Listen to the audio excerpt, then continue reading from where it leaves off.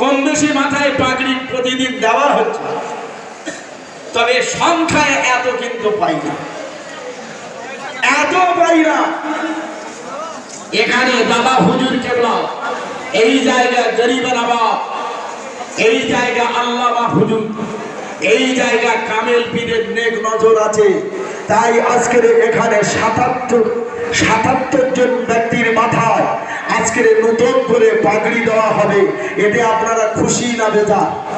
কারা খুশি? দুটো হাত তুলে দেখাবেন।